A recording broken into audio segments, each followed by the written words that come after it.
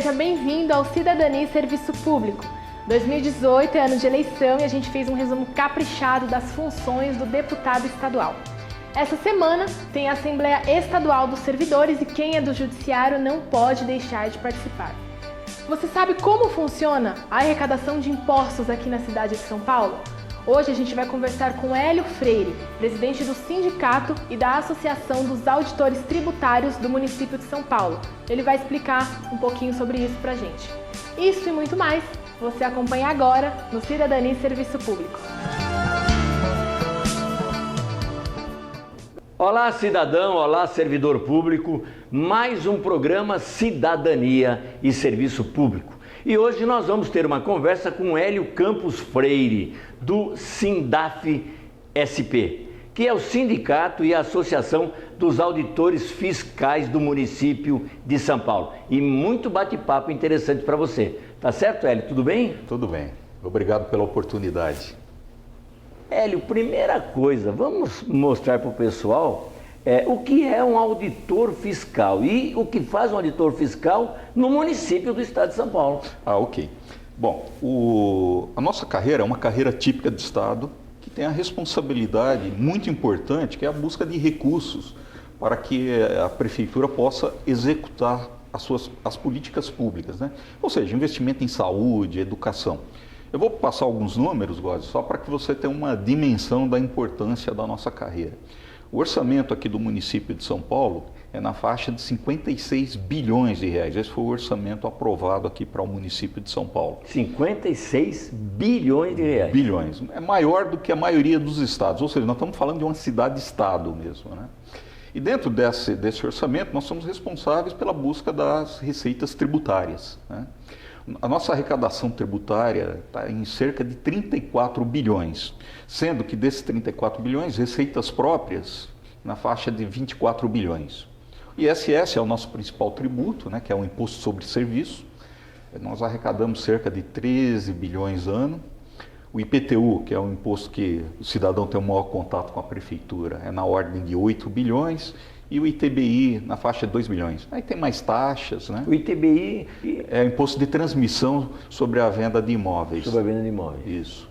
Né? Então esses são os principais tributos. E essa é a nossa principal responsabilidade. Então, além da cobrança administrativa amigável, nós fazemos o lançamento quando as empresas deixam de recolher o tributo, né?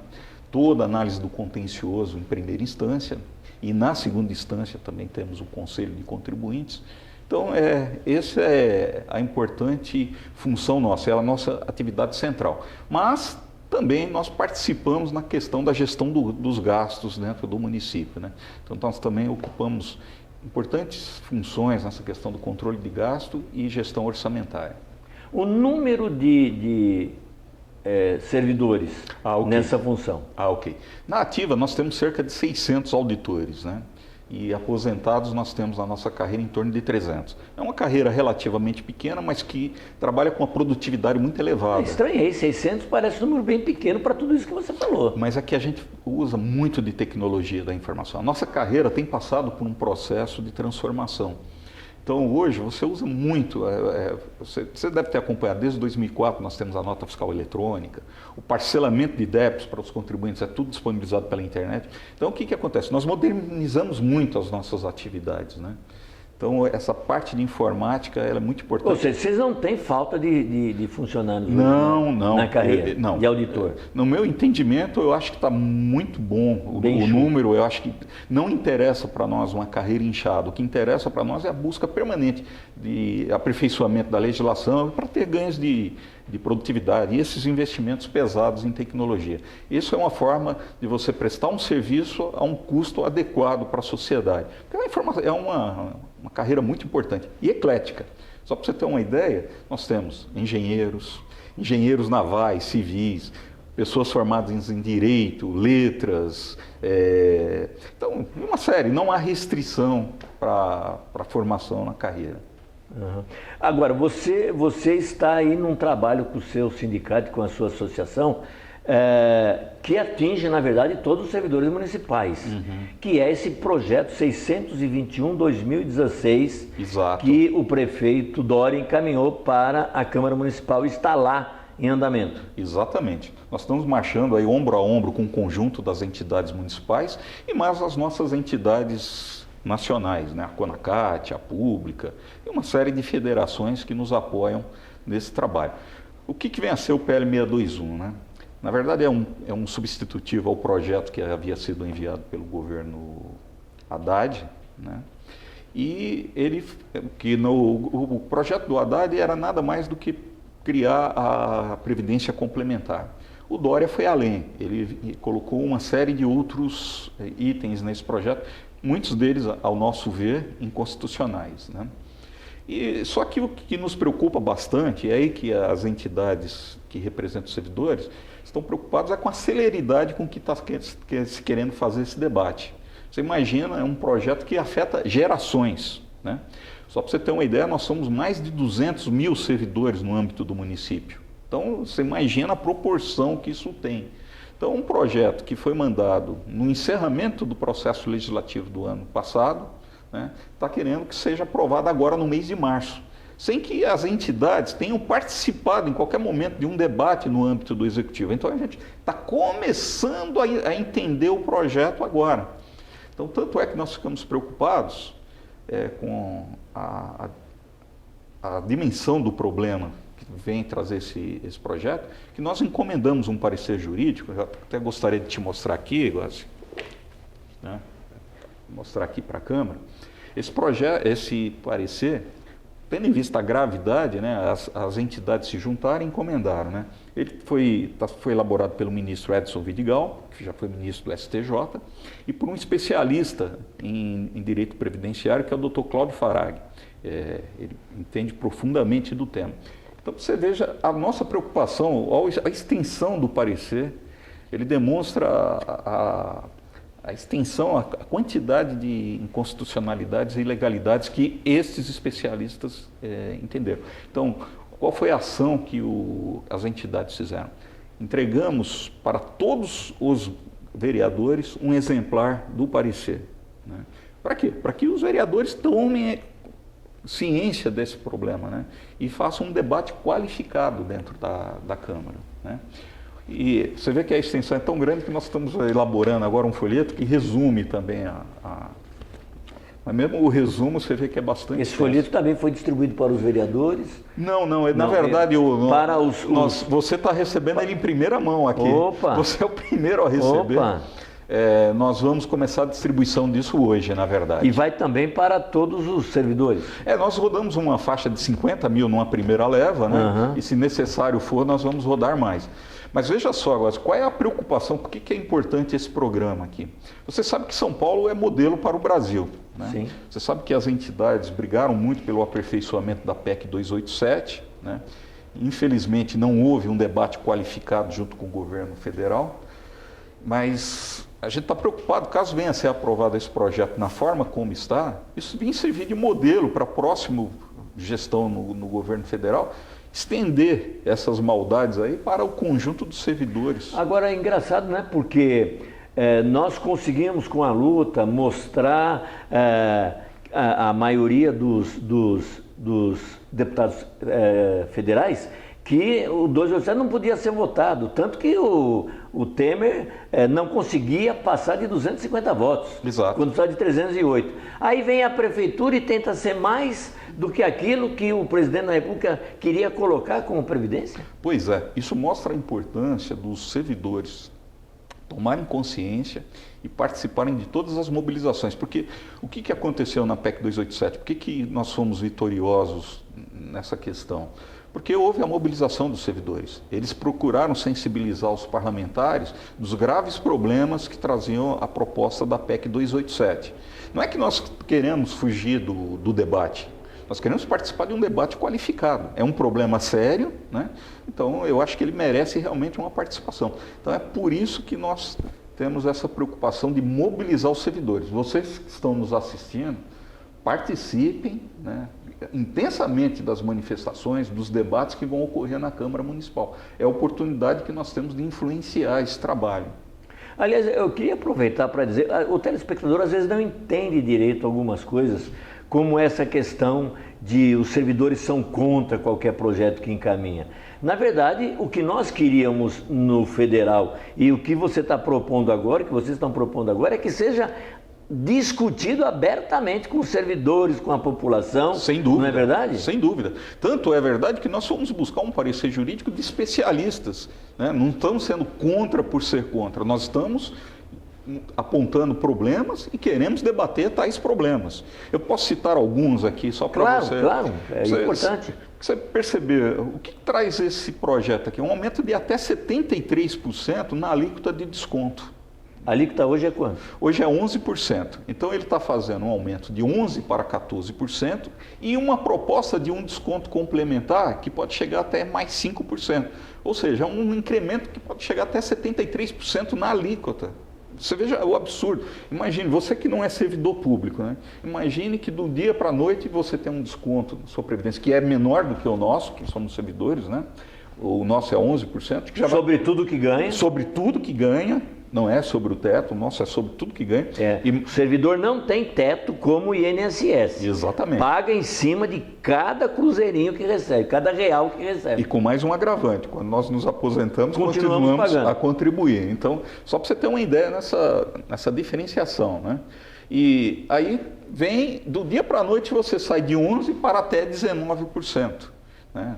A totalidade, 11 para 14, né? Mas muita gente será atingida. Tem uma coisa, você vai colocar mais os problemas, outros problemas, mas já queria fazer uma pausa aqui para dizer o seguinte, olha só, os servidores geralmente estão defasados na reposição salarial. Sem dúvida. Tá certo? Vocês também estão defasados na reposição salarial. Sem dúvida. E aí vem uma alíquota em cima do teu salário, aumentando de 11 para 14 e depois talvez 19. Sim. Quer dizer, está tirando do seu salário. Em vez de você ter reposição, você está perdendo dinheiro do teu salário, não é isso? É verdade. Só que foi até pertinente esse seu comentário, Góes, porque hoje mesmo nós tomamos ciência que foi encaminhado a proposta do governo de reajuste salarial, né?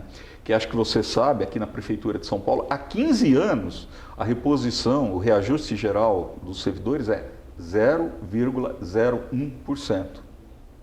Eu vou repetir, é 0,01%. Não é 1% não, é exatamente isso. Então, e dizendo que está cumprindo a legislação. Exato, é uma burla, é uma burla ao que determina a Constituição. Exatamente. Eu vou fazer um intervalozinho aqui, porque vai entrar a Mariana com um noticiário e nós voltamos já para você colocar todas essas questões prejudiciais ao servidor. Ok. Tá bom?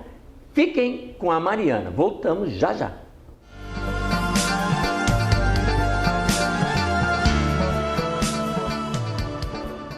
Nesse intervalo, eu quero falar duas coisas importantes com você.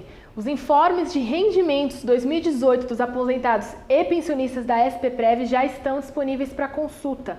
Lembrando que dá para pegar o documento pelo site, nas sedes ou nas unidades de atendimento da São Paulo Previdência. No site você encontra tudo isso explicadinho. E lembrando que no dia 12 de março, a partir das 13 horas, a FESPESP convoca os servidores do Tribunal de Justiça do Estado de São Paulo para a Assembleia Geral na Praça João Mendes. As entidades, em conjunto com os servidores, vão definir os itens da campanha salarial de 2018. A luta é importante e precisa muito do seu apoio. Vamos continuar assistindo a entrevista de hoje.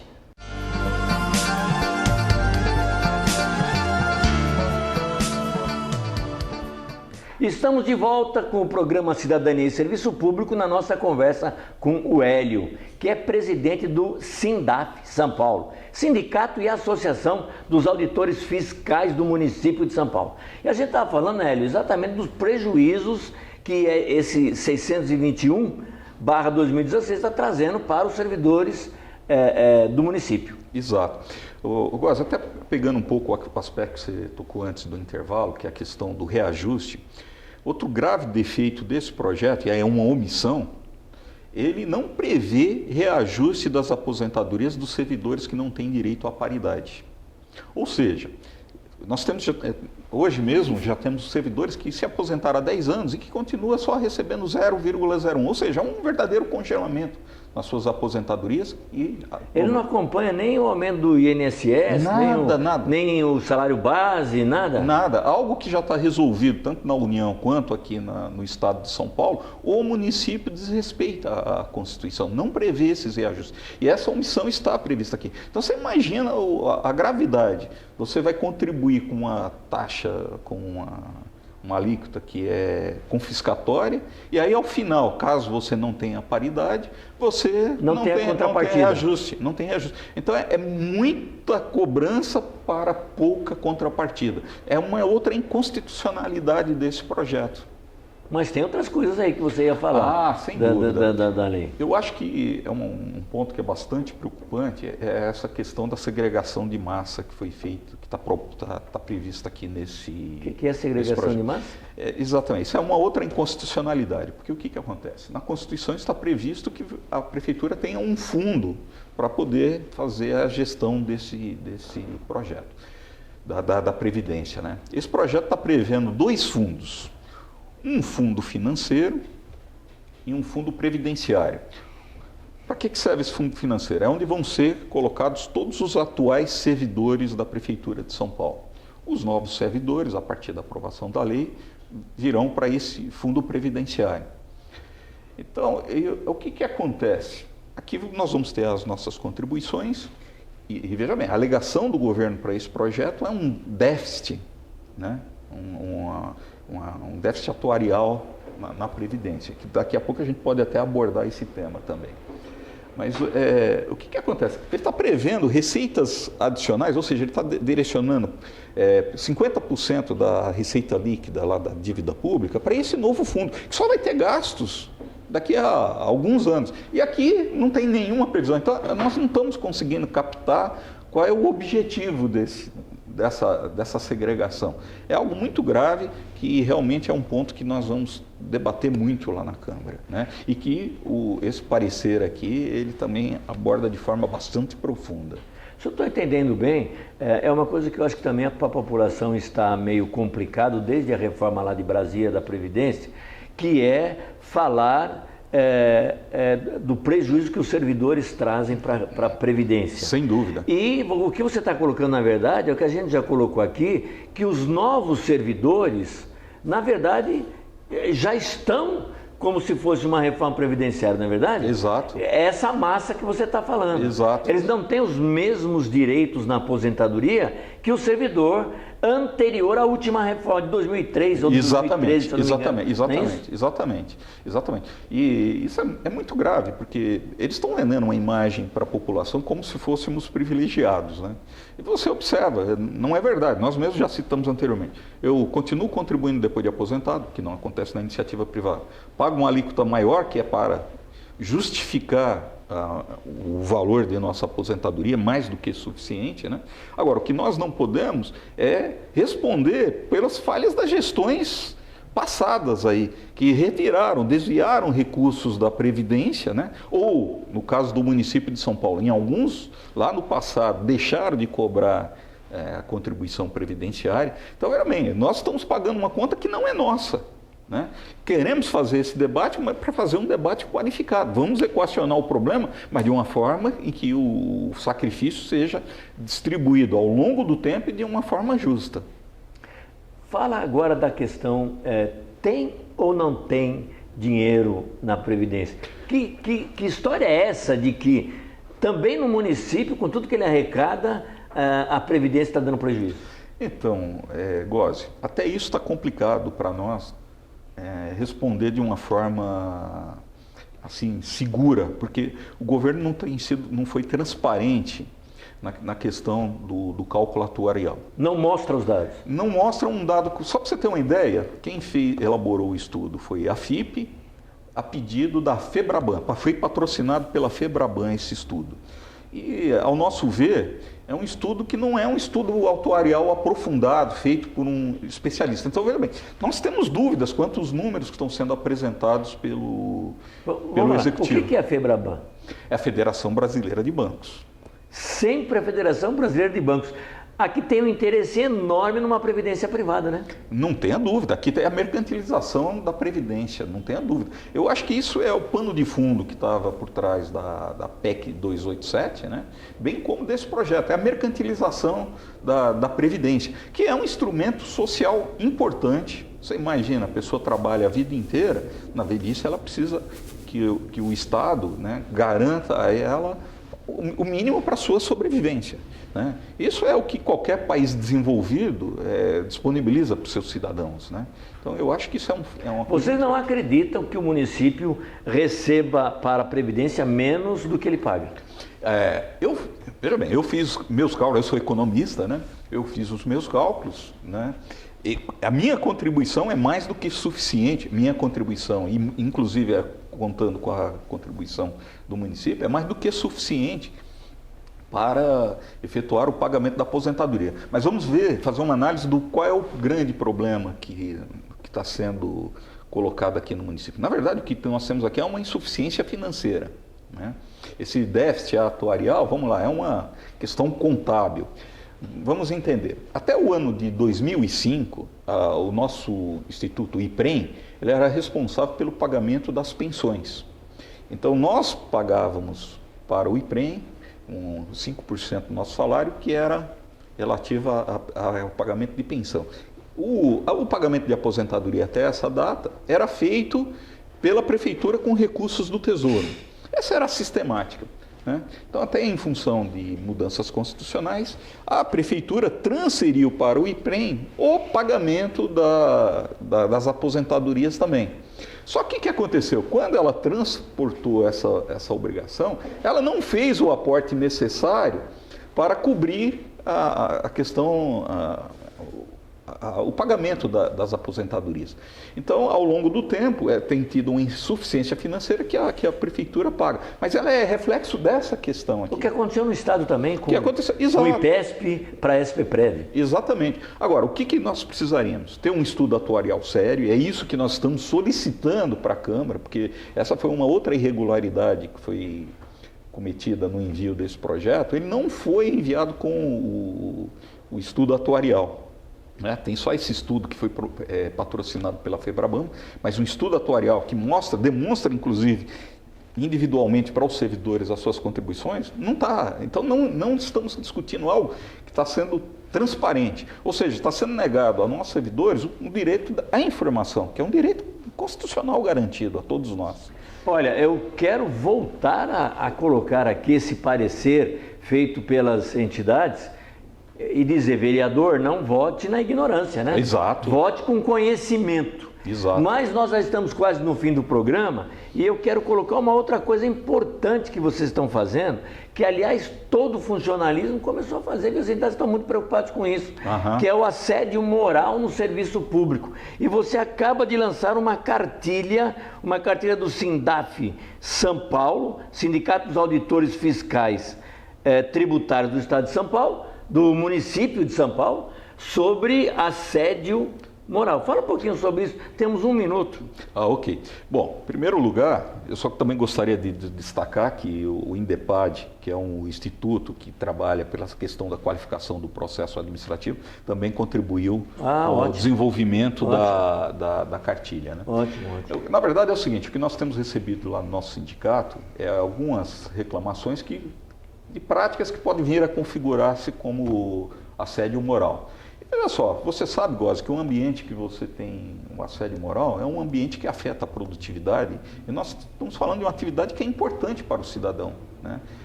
Nós temos que ter uma certa independência no sentido de cobrar adequadamente o tributo daqueles que sonegam, né? E desenvolver a nossa atividade. Somos uma carreira típica de Estado, com essa função importante de buscar recursos que vão ser usados em última instância para saúde, educação, zeladoria, né? Então, com o objetivo de contribuir com a administração, nós estamos lançando essa cartilha para aprofundar o debate. Qual é a nossa expectativa? Que a administração desperte para o problema, que é um problema grave, né? Ele afeta o que vem a ser o assédio, né? É uma ação continuada e prolongada de atitudes que venham a afetar a autoestima do trabalhador, né?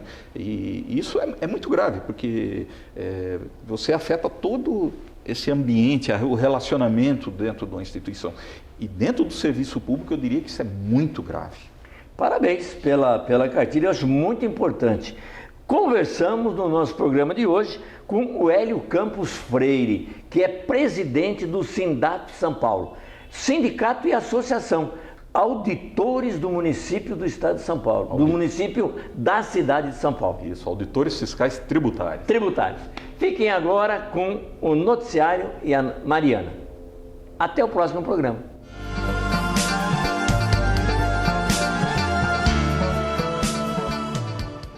Você sabe o que faz um deputado estadual? Bom, se a sua resposta for não, tá mais do que na hora de conhecer as funções dos parlamentares para votar de forma bem consciente esse ano. O jornal Estadão levantou as leis e os resultados que os deputados estaduais vieram produzindo. A pesquisa verificou as mais de 4.000 leis estaduais aprovadas em 2016 por 25 das 27 assembleias legislativas por todo o Brasil. Do total de leis aprovadas, 2/3, ou seja, 63%, poderiam ter sido criadas por ato ou procedimento administrativo, sem a necessidade de ter um deputado como padrinho.